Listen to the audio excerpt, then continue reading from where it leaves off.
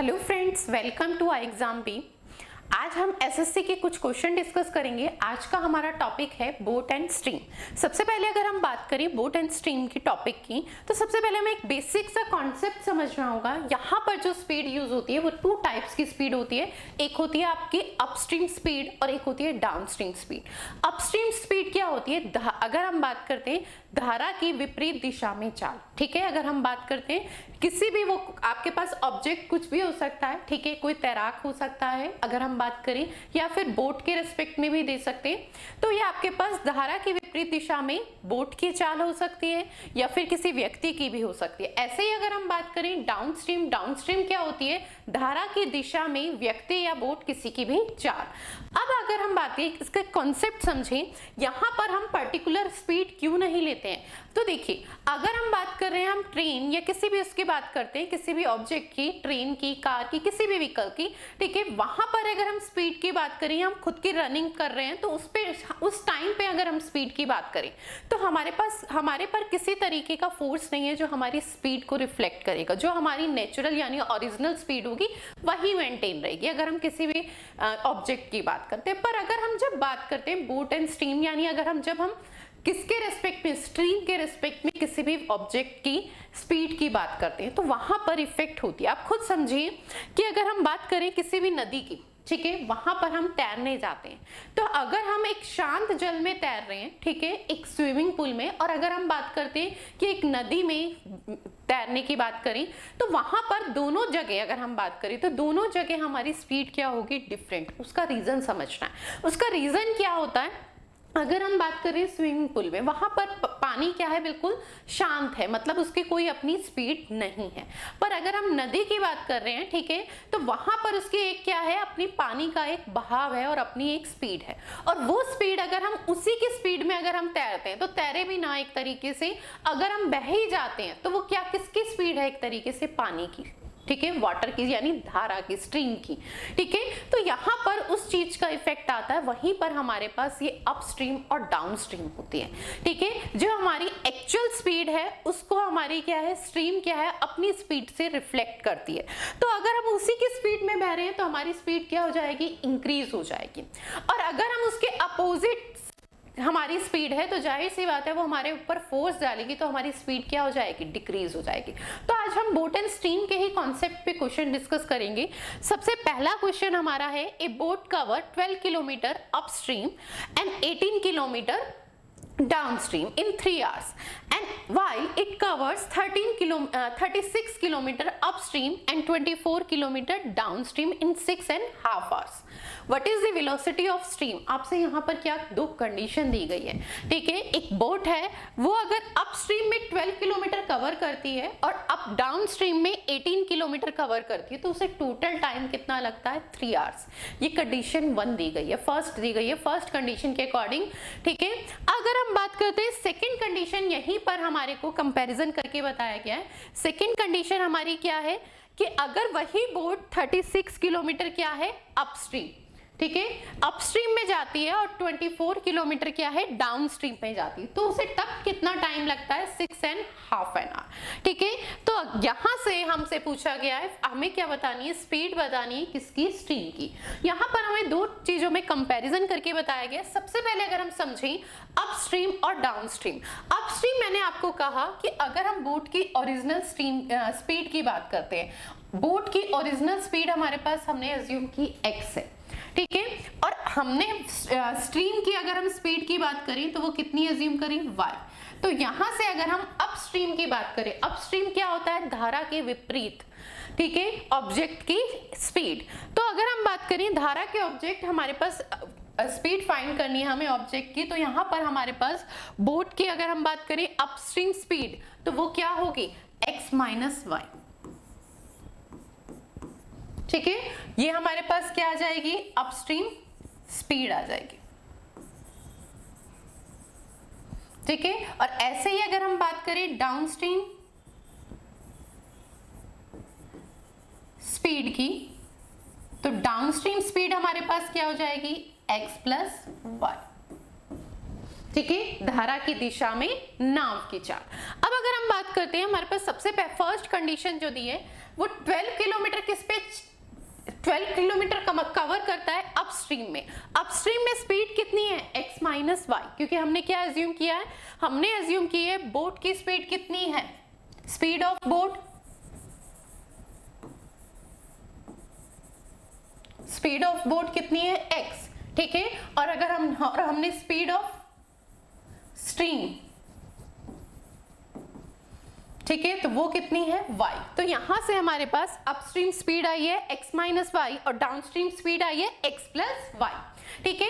अब हमारे को दिया गया है कि 12 किलोमीटर बोट क्या है अपस्ट्रीम स्पीड से कवर करती है, तो यानी अप स्पीड कितनी है x माइनस वाई। और फर्स्ट कंडीशन के अकॉर्डिंगली 18 किलोमीटर की स्पीड से डाउनस्ट्रीम में जाती है, तो यानी तब स्पीड कितनी होगी x प्लस वाई। इस टोटल डिस्टेंस को कवर करने में 12 किलोमीटर अपस्ट्रीम से और 18 किलोमीटर डाउनस्ट्रीम से, इसे टोटल टाइम हमें कितना लगता है 3 आवर्स। ये हमारी कंडीशन फर्स्ट है, ये बात क्लियर है।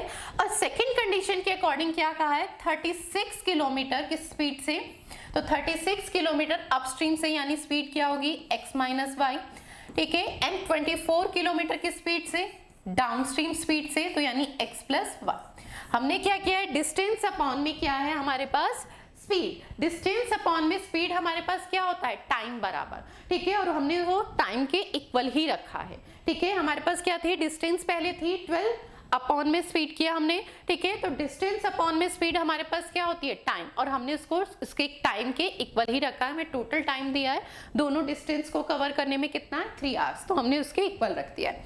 अब सेकंड अगर हम बात करें तो सेकंड कंडीशन के अकॉर्डिंग डिस्टेंस कितनी थी 36 और अपस्ट्रीम स्पीड से जा रहा था, तो यानी डिवाइड किससे करेंगे upstream speed x minus y से।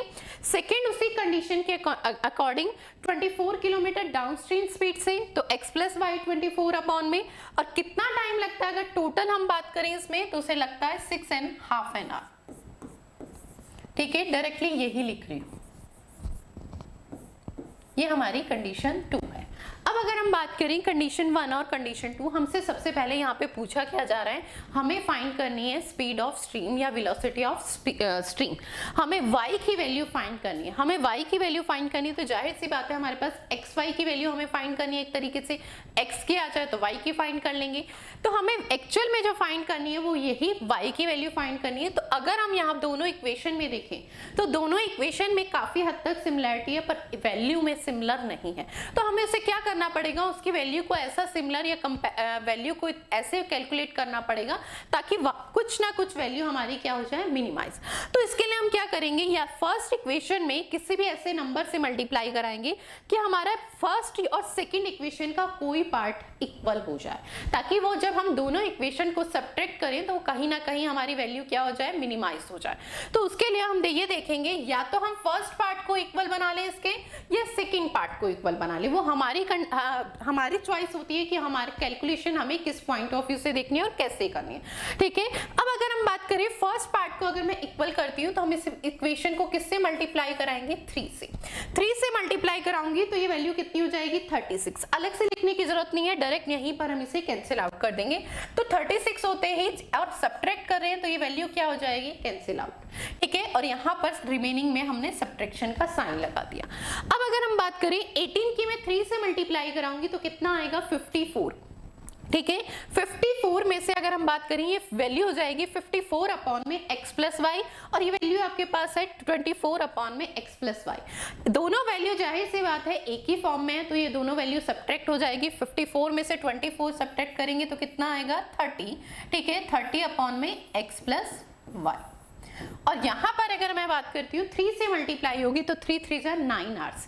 9 आवर्स में से 6.5 आवर माइनस करेंगे तो 2.5 आएगा, या 2.5 कह सकते हैं हम, 2.5 ले लेते हैं ताकि कैलकुलेशन करना क्या हो जाएगा इजी।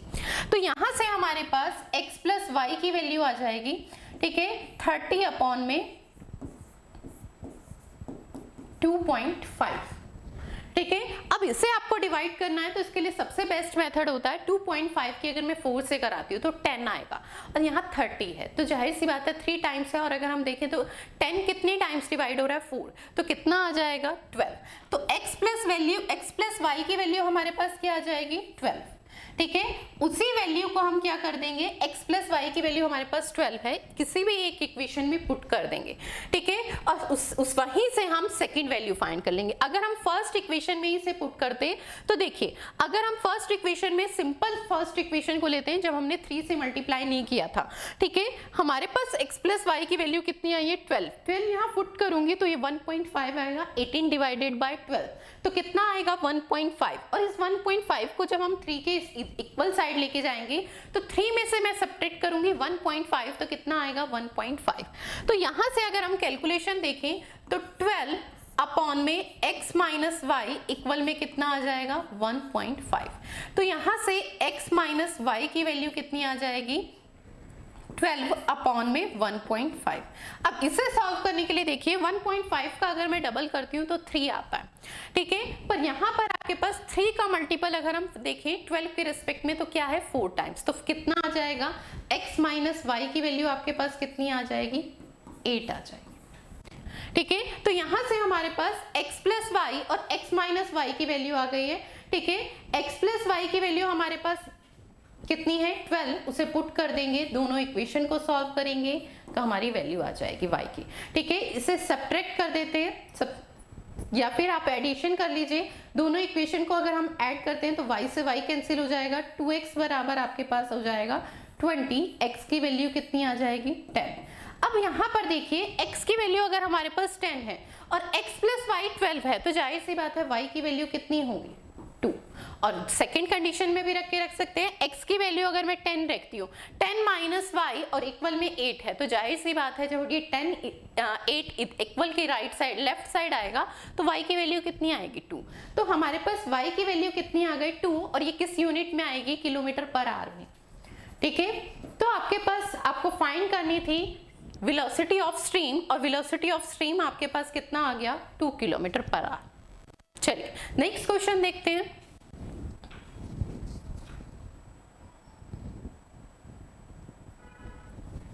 अब इसी क्वेश्चन में अगर हम बात करें तो इस क्वेश्चन में हमारे पास एक और अल्टरनेट होता है, वो अल्टरनेट क्या होता है, डायरेक्टली अगर हम बात करें एग्जाम में अगर हम इसी मेथड से सॉल्व करेंगे तो यार हमारे लिए थोड़ा सा कॉम्प्लिकेटेड हो जाता है, पर अगर हम बात करें हम नंबर ऑफ स्टेप रिड्यूस कर सकते हैं जब हम इस क्वेश्चन को सॉल्व कर रहे हैं। जब हम मल्टीप्लाई कराते हैं तो वहीं पर मल्टीप्लाई कर लें, ठीक है। जब हमारे पास x प्लस वाई और x माइनस वाई की वैल्यू आ गई तो हमारे लिए सॉल्व करना ईजी होता है, हम इसे लिखने की रिक्वायरमेंट नहीं होती, डायरेक्टली हम वैल्यू को एज्यूम करके वैल्यू फाइंड कर सकते हैं। अब अगर हम सेकंड मेथड की बात करें तो सेकंड मेथड हमारे पास ऐसे क्वेश्चंस में क्या होता है, हम वैल्यू को ऑब्जर्व करते हैं कि हमारी ये वैल्यू किस फैक्टर से ब्रेक हो सकती है। सबसे पहले तो हम यहाँ पर देखें तो 6.5 NR है, तो जाहिर सी बात है हमारे पास जब भी कुछ ना कुछ वैल्यू सॉल्व हो रही है तो फ्रैक्शन में जा रही है, तो हमारे पास जो वैल्यू होगी वो कहीं ना कहीं कंप्लीट डिवाइड नहीं हो रही होगी। हम ये नहीं सोच सकते कि 18 को मैं x प्लस वाई की वैल्यू ऐसी एज्यूम करें कि वो कंप्लीटली डिवाइड हो। उसका रीजन समझना, अगर यहाँ पर 3 आ रहा था और यहाँ पर अगर हमारे पास 6 आ रहा है उसमें भी हमारे पास ऐसी पॉसिबिलिटी हो सकती है, सपोज यहाँ पर 2.5 और यहाँ 0.5 और उसका सम 3 हो, ठीक है। तो पर जहाँ पर बिल्कुल पर्टिकुलर हमारे पास डिफाइन है कि यहाँ पे 6.5 है तो जाहिर सी बात है कहीं ना कहीं कोई ना कोई वैल्यू क्या होगी 0.5 होगी। अब ऐसे क्वेश्चंस को अगर हमें एग्जाम में अटेम्प्ट करना होता है तो हम कोशिश ये भी कर सकते हैं, अगर हमारी कैलकुलेशन बहुत अच्छी है तो हम ऑप्शन से भी कर सकते हैं, और ऑप्शन हमें ऐसे चूज करने होते हैं जिससे कंप्लीट डिवाइड हो या फिर 0.5 तक वैल्यू। ऐसा नहीं है कि हम ऐसी वैल्यू ले 0.33 कैलकुलेट हो रही वैल्यू, ऐसा नहीं, 0.5 तक ले सकते हैं, ठीक है। तो वही सेम चीज है, हमें ऐसा भी देखना होगा कि इनके ऐसे किसके फैक्टर टूट सकते हैं, कैसे फैक्टर ब्रेक हो सकते हैं। अगर हम यहाँ बात करते हैं x माइनस वाई और x प्लस वाई, अब जो हमारे पास ऑप्शन आया है 10 अगर हम बात करें x प्लस वाई और x माइनस वाई की, उसके अकॉर्डिंग हम अगर देखते हैं 12 और आपके पास सेकंड वैल्यू 8 आई है, ठीक है। तो ये हमें ये देखना है कि कैसे ये वैल्यूज मल्टीपल में होती है। अगर मैं 18 से डिवाइड करूं, ठीक है, तो 18 से आपके पास 12 कंप्लीटली डिवाइड नहीं है, वही सेम चीज है। यहाँ पर भी 1.5 की पॉसिबिलिटी है और यहाँ पे 1.5 ही आपका बन रहा है, ठीक है। तो वहां पर हमें कभी कभी क्या होता है, हम सिंपल नंबर को ज्यादा सबसे पहले प्रेफरेंस देखते हैं और वहां पर कैलकुलेशन में भी हमारा उतना ही टाइम लगता है, ठीक है। तो हमें कोशिश करनी है जब हमारे पास फ्रैक्शन में टर्म्स हो, बिल्कुल मल्टीपल नहीं हो, पर जब जहां पर ऐसे भी क्वेश्चंस आपके पास आएंगे जहां पर इनके बिल्कुल प्राइम फैक्टर ब्रेक हो रहे होंगे, और प्राइम फैक्टर में तो डायरेक्टली वही वैल्यू होगी, उसके अलावा उनके फैक्टर ब्रेक हो ही नहीं सकते, ठीक है। तो हम कोशिश यही करेंगे। चलिए नेक्स्ट क्वेश्चन डिस्कस करते हैं, उसमें आपको और चीजें क्लियर होंगी।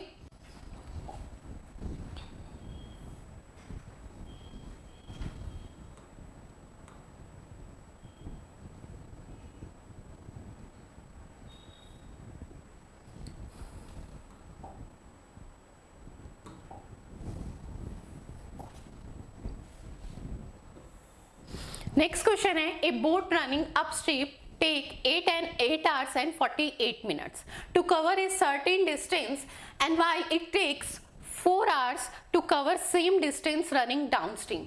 क्या एक नाव है, ठीक है, एक बोट है जो कुछ डिस्टेंस कवर करती है और उसमें कितना टाइम लेती है, 8 hours and 48 minutes, ठीक है, पर कौन सी उस पे, अपस्ट्रीम पे। और वही उसका कंपैरिजन करके बताया गया है कि वही सेम बोट क्या है जो वो डाउनस्ट्रीम में सेम डिस्टेंस कवर करती है, ठीक है, तो वो कितना टाइम लेती है, 4 आवर लेती है, ठीक है, 4 घंटे लेती है, ठीक है। अब हमसे पूछा गया है what is the ratio between speed of boat and speed of water in speed of water, ठीक है, वाटर या करंट, ये करंट आएगा, ठीक है, ये वाटर नहीं, ठीक है। तो आपको सेकंड क्वेश्चन यहाँ पर रेशियो पूछा गया है speed of boat and speed of current. अब अगर हम बात करते हैं यहाँ पर, हमारे को एक चीज पता है कि यहाँ पर हमें जो गिवन है वो क्या है, सिर्फ टाइम दिया गया है अपस्ट्रीम का और डाउनस्ट्रीम का, ठीक है। अगर हम टाइम की बात करते हैं, अपस्ट्रीम में जो हमें टाइम दिया गया है वो है 8 hours 48 minute, ठीक है। इसे हम कन्वर्ट कर लेंगे सिंप्लीफाई फॉर्म में, 8 hours and 48 minute। मिनट को हम किस में कन्वर्ट करेंगे, आवर्स में, ठीक है। तो ये 48 अपॉन में 60, ठीक है, तो ये वैल्यू आपके पास आ जाएगी 4 अपॉन में 5। तो ये आपके पास सिंप्लीफाई फ्रैक्शन अगर हम बात करें तो 8 4/5 आएगा, ठीक है। इससे सिंपल जब मैं कन्वर्ट करूंगी तो ये वैल्यू 8 5 40, 44 अपॉन में 5, इसकी फ्रिक्शन कितनी आएगी, 44 अपॉन में 5। अब अगर हम बात करते हैं डाउनस्ट्रीम स्पीड में, डाउनस्ट्रीम में इसके टाइम की अगर हम बात करते हैं, ठीक है, तो डाउनस्ट्रीम में टाइम कितना है आपके पास, 4 आवर्स डायरेक्टली दिया है, ठीक है। अब अगर हम इसमें रेशियो कहें, जो हमारे पास टाइम में रेशियो होता है, स्पीड में रेशियो जस्ट अपोजिट या रिवर्स होता है, ठीक है। इसे अगर हम सिंप्लीफाई करें तो ये रेशियो हमारे पास आ जाएगा 44/5 से मल्टीप्लाई करा दूंगी, 5 4 20, ठीक है। तो 44, और इसे भी अगर हम आगे मिनिमाइज कर सकते हैं तो ये रेशियो आएगा 5, ठीक है, 11/5, ठीक है। तो हमारे पास अपस्ट्रीम टाइम और डाउनस्ट्रीम टाइम में, ठीक है, डाउनस्ट्रीम जब डिस्टेंस कवर कर रहा है और अपस्ट्रीम डिस्टेंस कवर कर रहा है, उसके लिए हमारे पास पर्टिकुलर टाइम दिया गया है, उसका रेशियो है, उसका रेशियो हमारे पास क्या है, 11/5। यही जस्ट उसकी क्या हो जाएगा, स्पीड में रेशियो आ जाएगा, ठीक है। यानी अपस्ट्रीम स्पीड हमारे पास कितनी आ जाएगी, 5, और डाउनस्ट्रीम स्पीड कितनी आ जाएगी हमारे पास, 11।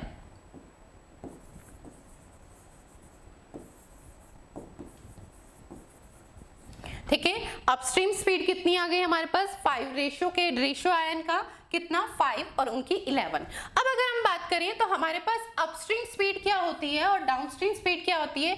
अपस्ट्रीम स्पीड होती है x माइनस वाई, जहां पर x हमारा क्या है, स्पीड ऑफ बोट है, और y हमारी क्या है, स्पीड ऑफ करंट या वेलोसिटी ऑफ करंट, ठीक है। अब अगर हम बात करें, हमारे पास डाउनस्ट्रीम स्पीड हमारी क्या होती है, x प्लस वाई, ठीक है। इनका रेशियो दिया गया है हमारे पास 5/11। हमें जो रेशियो बताना है वो किसका बताना है, speed of boat and speed of current, ठीक है। क्रॉस मल्टीप्लाई करा देंगे, 11x माइनस में 11/5 5x प्लस में 5y, ठीक है। इधर मल्टीप्लाई कर वैल्यू को इधर लेके आएंगे तो ये वैल्यू आ जाएगी 6x और ये हो जाएगी 16y, ठीक है। तो x अपॉन में y की वैल्यू आपके पास आ जाएगी 8:3, ठीक है। तो इनका रेशियो कितना आ जाएगा 8:3। हमसे पूछा गया था स्पीड ऑफ बोट और रेशियो किसका बताना है, velocity of speed of current, तो रेशियो क्या आ गया है 8:3।